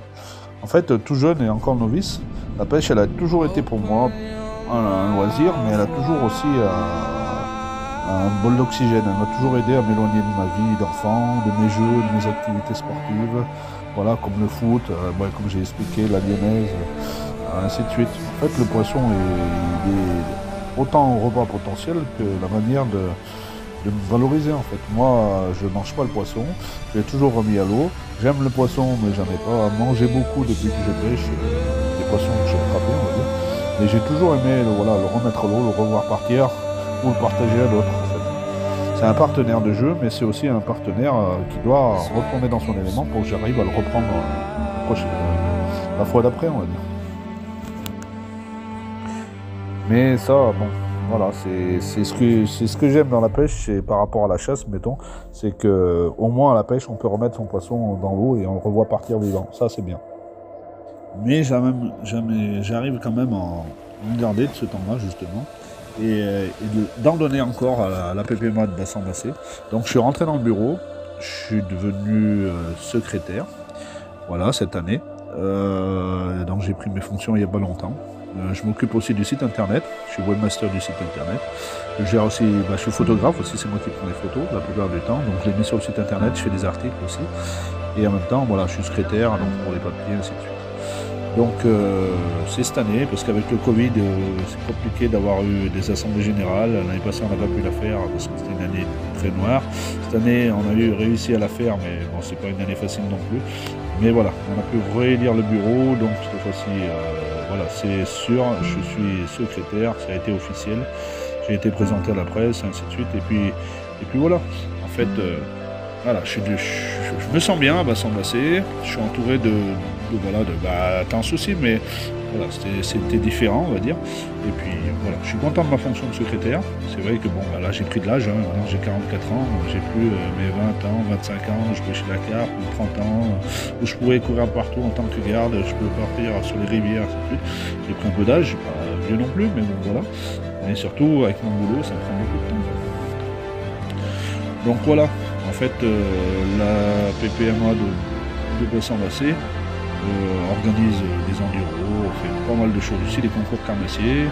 Donc j'y vais pour certaines réunions et c'est toujours sympa. Après, il y a un bon président et il y a un bon groupe surtout, et c'est ce qui m'intéresse moi le plus, c'est ça, c'est d'être entouré d'un bon groupe, même si je suis l'un des plus jeunes, avec Cédric le président, mais voilà, on s'entend bien, c'est l'essentiel, c'est pas très loin de la maison, ça me permet de m'évader aussi. J'arrive à concilier ma pêche à moi, plus mes vidéos sur ma chaîne, plus la PPMA de Bassin Massé, ainsi de suite, où j'arrive à les aider, donc c'est l'essentiel. Après voilà. Au niveau du respect de la nature, je l'ai toujours même. J'apprends mes enfants donc, à respecter la nature, parce que la nature nous le rend. Donc, parce qu'elle a une beauté sans pareil. Quand on voit des rivières qui serpentent le long des forêts, quand on voit plein de choses. Voilà, je sais qu'il y a moins en moins de papillons, il y a moins en moins d'oiseaux, qu'il y a beaucoup de pollution. C'est bien triste qu'on rend la nature dans cet état-là. Mais bon, voilà, on va dire que. Après là, je vais passer à. Je fais aussi partie de. Voilà, après il y a quelques années, j'ai continué la pêche à la carpe, bien sûr, toujours au coup, mais je me suis surtout lancé dans le silure. Je suis rentré dans l'association SGA, c'est Duris Glanis, qui m'a permis de rencontrer beaucoup de monde ici. Le monde du silure est un monde vaste aussi, un monde où on rencontre plein de choses. Je suis parti dans les salles, je suis parti pêcher avec plein de choses, mais j'ai surtout rencontré un homme qui est très cher à mes yeux, très cher à mon cœur, je dirais même aussi. Ça fait de longues années, je l'ai suivi depuis tout petit en fait. Depuis longtemps, j'étais chez mon grand-père en fait.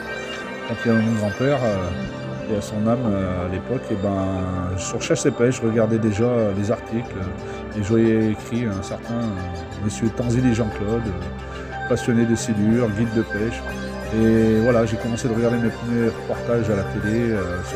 C'était pas Season, c'était Chasse et Pêche à l'époque. Et voilà, j'étais fasciné par cet homme qui sortait des gros poissons, et voilà.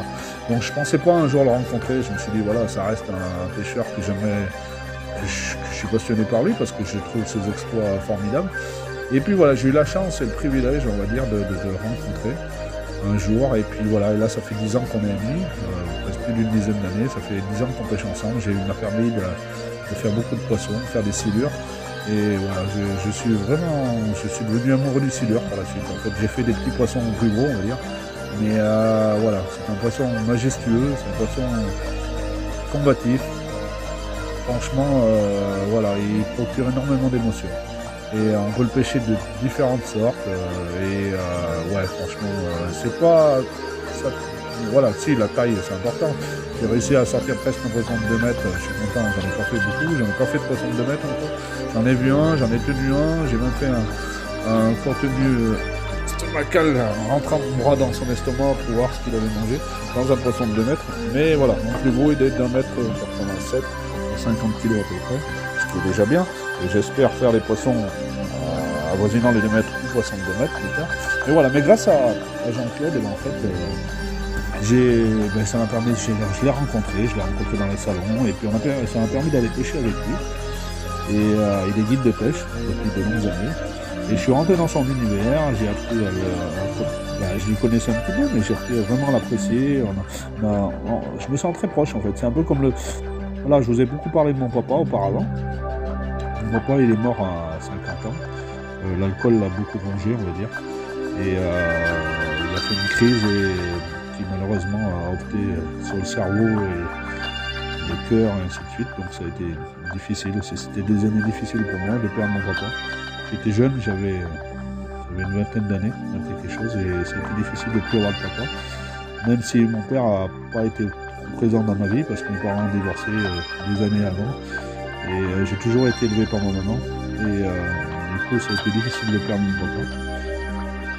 Mais bon, j'ai reçu, on va dire, surmonter cela il fallait continuer de vivre, quoi qu'il arrive, il fallait continuer, on était là pour ma maman. Mais je vivais avec ma mère, j'ai vécu le plus longtemps possible avec elle pour lui éviter qu'elle soit toute seule. Après, bon, j'avais ma vie à faire, donc j'ai rencontré, j'ai pris un appartement, j'ai fait des sorties, voilà, j'ai réussi à rencontrer ma femme, et ainsi de suite. Je suis très heureux. Mais voilà, mais tout ça pour en arriver à Jean-Claude, voilà, je le considère un peu comme mon papa, mon deuxième papa, mon papa pêche, comme je lui explique toujours, comme je lui dis toujours. Et voilà, ça fait très plaisir de pouvoir partager plein de moments avec lui. Voilà, je vais le voir, on échange beaucoup ensemble. Et voilà, ça fait chaud au cœur d'avoir rencontré un jour mon idole et d'avoir pu partager tous ces moments que j'ai pu partager avec lui pour le moment. Il est malade lui aussi, il n'est pas tout jeune malheureusement. Et donc justement, je sais que les années, en fait, les années elles se comptent. Donc voilà, je profite de lui au maximum. Et je vais pêcher avec lui. J'essaie d'y aller toutes les années, pêcher une fois avec lui. Voilà, qui m'a permis de rencontrer plein de monde avec lui. Je suis devenu ami avec plein de pêcheurs aussi différents. Et voilà, en fait, c'est un rêve qui est devenu réalité.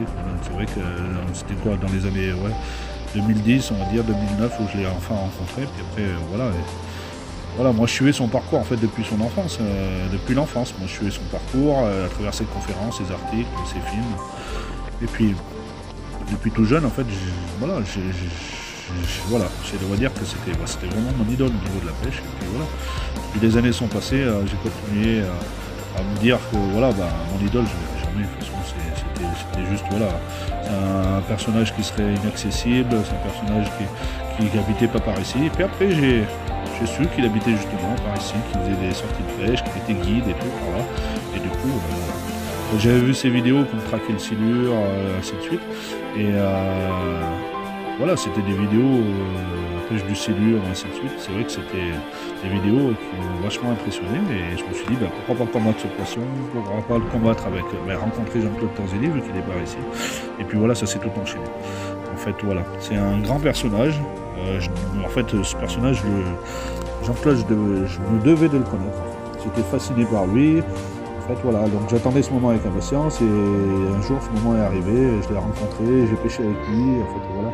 Et en fait, c'est une Bible ouverte, il raconte plein de choses, il sait plein de choses, il a vécu plein de choses et il apporte plein de choses aux gens. Et franchement, je le remercie beaucoup. voilà, en mon nom et en nom de tous les autres pêcheurs à qui il a appris plein de choses, et ben, je lui dis merci, un grand merci. Voilà, il m'a fait conduire son bateau, il m'a fait utiliser ses cannes, l'éco-sondeur, il m'a appris à régler l'éco-sondeur, voilà. Il m'a permis de faire des poissons très sympathiques, des grands moments. J'ai vécu des grands moments sur le Rhône avec lui. J'ai découvert le Rhône que je connaissais pas du tout. Moi, je connaissais que la Loire ou la mer un petit peu. Donc voilà en fait. Et le silure, bah voilà, c'est toujours un poisson qui continue de me faire rêver, malgré que je le pêche de temps en temps, on va dire.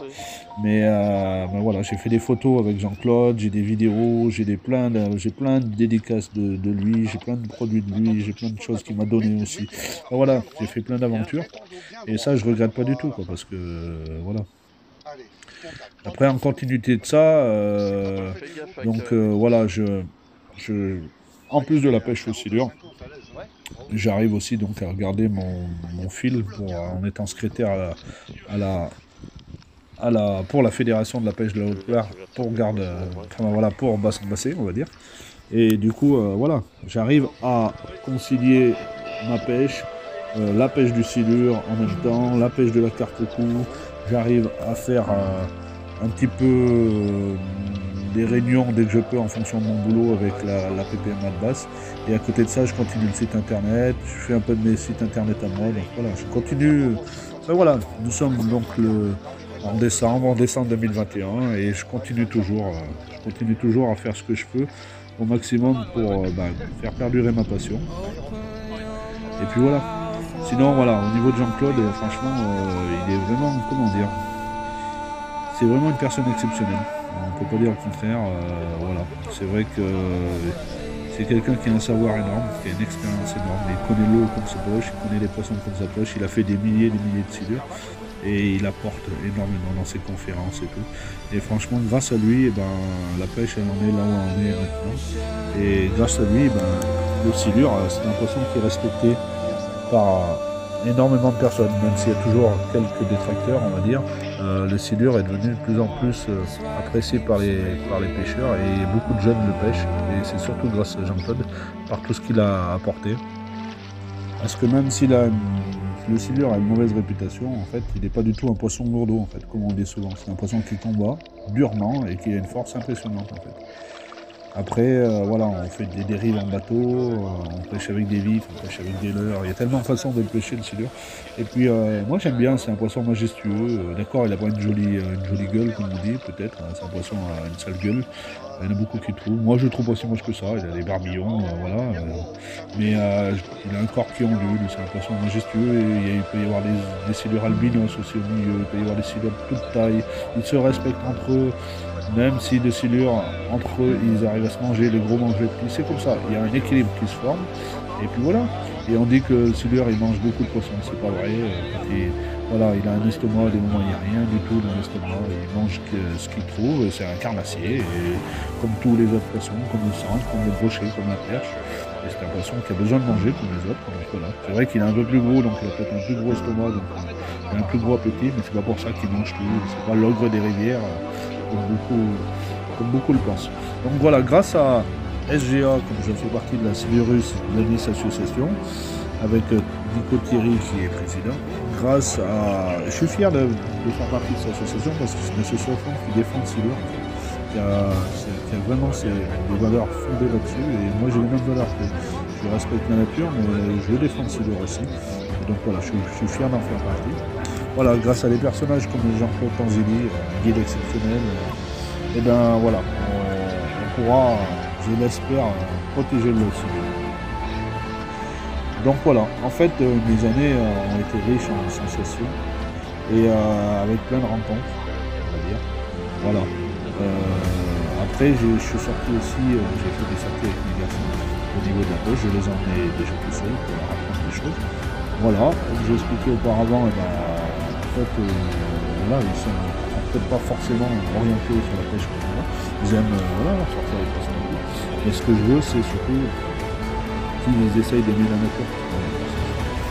Et des personnages comme Jean-Claude qui apportent énormément à la nature, ça fait plus de 40 ans, 50 ans qu'ils sont sur l'eau et qui apportent énormément au monde de la pêche, aux personnes, aux poissons, à l'eau, il a travaillé pour les APPM, enfin pour tout, là, pour toutes les fédérations, il a créé des livres, il a fait tellement de choses que voilà, je peux que la remercier, franchement, c'est super. Franchement, il n'y a pas mieux, je veux dire, voilà, de préserver, de continuer une bonne cause, de préserver la nature, de préserver les poissons, franchement, c'est super. Voilà. Moi, ma pêche, en fait, je la fais pour moi, mais je suis toujours aussi content de l'avoir fait en famille. De temps en temps, on fait des sorties en famille.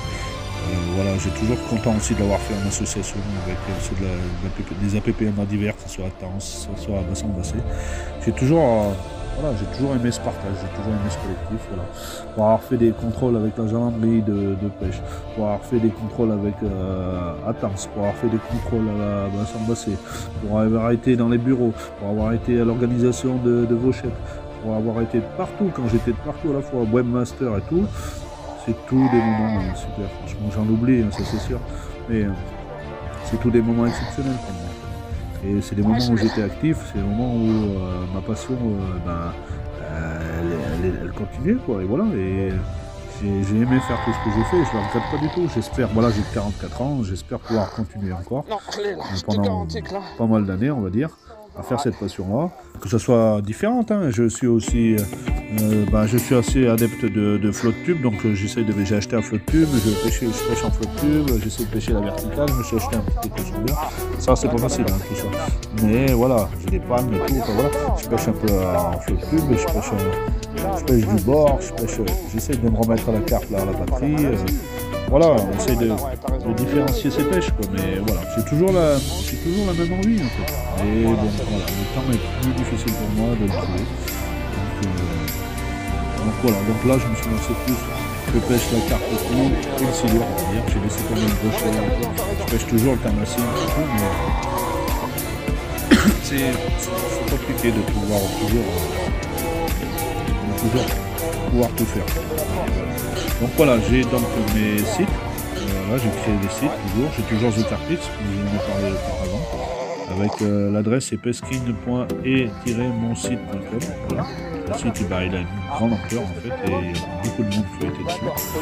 Voilà. Après j'ai créé aussi un tout nouveau site, un site aussi, qui a mis en l'honneur le silure cette fois-ci, mais surtout un site en hommage à mon idole, Jean-Claude Ponzelli. Voilà. En fait, ça s'appelle silurus-carpix.wifio.com. Voilà. Et c'est surtout sur Jean-Claude Ponzelli, toutes les sorties qu'on a fait ensemble. Je parle beaucoup du silure, enfin voilà. Après, j'ai un troisième site aussi sur les requins, je suis passionné de requins, j'aime beaucoup les requins. Et j'ai un autre petit site aussi où j'écris pas mal de textes, c'est une période où j'écrivais énormément de textes. Là, ça s'est calmé parce que j'ai quand même moins de temps, mais bon, voilà. Donc on va dire que j'ai 4 sites, plus le site de la pêche, de la PPMA que je m'occupe en tant que webmaster, donc j'ai quand même pas mal de boulot. Voilà. J'ai quand même pas mal de choses à côté de ça. Voilà. Donc en fait, voilà. J'espère avoir, dans tout ce que j'ai dit, j'ai beaucoup parlé en fait, c'est vrai, mais je vais mettre aussi des photos, des vidéos en parallèle dans tout ce montage vidéo là que je vais vous faire. Donc voilà, nous sommes au mois de décembre, fin décembre 2021, bientôt, on va dire fin de l'année 2021 et au mois de décembre. Donc voilà, je sais pas avec le Covid comment ça va se passer, mais bon, j'espère que tout ça va s'arrêter et que tout le monde reprendra une vie normale. Voilà, je suis très content de tout ce que j'ai fait auparavant. Je vous ai expliqué un peu ma jeunesse. Je suis rentré dans certains détails qui sont difficiles pour moi à raconter. Je ne vais pas tout expliquer, mais je suis rentré dans quelques détails pour expliquer un petit peu ma vie personnelle, ma vie familiale aussi. Donc voilà, c'est des moments précieux dans ma tête, des moments difficiles, mais des moments précieux. Et voilà, c'est des moments précieux dans la vie familiale, mais c'est aussi la pêche aussi, c'est un moment précieux dans ma vie. Parce que j'ai besoin de ça, j'ai besoin de cet équilibre-là. Et j'espère l'avoir tout le temps, continuer de l'avoir, voilà. Je suis toujours un fan de vidéos, je suis toujours un fan de, voilà, j'ai plein de DVD, j'adore regarder les vidéos sur la pêche, que ce soit les concours, que ce soit tout. Je suis très adepte aussi de YouTube avec toutes les vidéos qui sortent et tout, j'aime bien, j'aime beaucoup. Voilà, ça me permet aussi de m'évader quand je peux pas aller à la pêche. Donc voilà, après, j'ai vu Jean-Claude un peu cette année, on n'a pas pu pêcher ensemble, on pêchera l'année prochaine, je l'espère, ensemble, c'est prévu. Et puis voilà, cette année on a quand même pu se voir un petit peu, on a fait des choses ensemble et on s'est vu 2-3 fois on va dire, donc c'est super. Voilà, il m'a permis donc de prendre mon plus gros poisson de ma vie pour le moment, 1,87 m pour 45 kg. Voilà, je me rappelle encore quand je le fais hein, sous le pont là-bas et je le combats. Il était aussi joyeux que moi, franchement, on a une photo où on sourit tous les deux. Il était fier de moi et super content. Et moi j'étais super content aussi. J'ai jamais vu de poisson aussi gros pour moi. Après voilà, il y a des poissons de 2 mètres, 2,30 m, 2,50 m, oui je sais bien. Et pour moi déjà, 1,87 m, un poisson plus grand que moi, je pensais pas que c'était accessible, abordable à mes yeux, et bien finalement si. Donc je suis très satisfait de tout ça, je suis très satisfait de tout ce que j'ai fait du début à la fin pour la pêche, mais je suis aussi satisfait de ma vie en général parce que c'est pas facile. J'espère donc élever mes enfants du mieux que je peux, je continue malgré tout ce qu'il peut y avoir de nos jours, les maladies, les choses où les gens se font moins confiance, il y a quand même beaucoup de choses qui sont bien plus dures qu'avant. Avant c'était même un peu plus simple la vie, les gens partageaient beaucoup plus, et il n'y avait pas de réseaux sociaux, il n'y avait pas d'internet. Je dis pas que tout ça c'est du mal, mais je dis aussi que c'est difficile tout ça. Il y a des choses qui se passent dessus et ça monte la tête à pas mal on va dire, et donc maintenant tout se sait et c'est pas mieux. Avant beaucoup de choses qui se savaient pas, c'était peut-être pas mieux non plus. Je sais bien qu'ils font un juste milieu, mais trop en savoir c'est pas bien non plus. Alors voilà, mais bon je dis pas, internet m'a appris beaucoup de choses aussi, et j'ai appris beaucoup de, voilà, entre les posts, les endroits pour les pêcher et tout, ainsi de suite, c'est vrai que... Donc voilà, donc je continuerai, voilà, là je vous ai fait un petit documentaire entre guillemets, voilà, une vidéo un peu longue sur moi, sur ma vie. J'espère que je vous ai pas trop lassé après avec tout ce que j'ai dit. C'est vrai que j'en ai raconté beaucoup, j'ai beaucoup parlé, on va dire. Je vais mettre en parallèle bien sûr au-dessus toutes les photos, des vidéos en même temps. J'espère que cela va continuer, ma passion. J'espère que ma passion sera constructive, on va dire. Voilà, que la pêche prendra beaucoup de place encore dans ma vie, qu'elle prendra aussi dans la vie un petit peu de mes enfants, pourquoi pas, si jamais ils veulent aussi pêcher un petit peu, pourquoi pas. Mais c'est surtout, voilà, je souhaite que le respect de la personne, le respect de la nature surtout, c'est super important. Et voilà, je vous remercie d'avoir suivi tout mon récit. Et puis j'espère continuer mes vidéos. Et puis j'espère que l'avenir me le dira. Donc merci à vous, merci à tous. Merci du fond du cœur à ma maman qui a beaucoup compté sur moi, qui compte encore pour moi énormément, qui m'a appris beaucoup de valeurs et c'est important. Mon papa aussi, bien sûr, je le remercie malgré sa maladie et tout ce qui s'est passé autour. C'est mon papa, c'est grâce à lui que je suis là et grâce à ma mère et mon père que je suis là, donc je les remercie tous les deux. Même s'il y a eu des hauts et des bas, on va dire, je les remercie quand même. Mon papa est dans le ciel et il me manque aussi tous les jours malgré tout. Donc voilà. Donc merci à vous et puis je vous dis à très bientôt.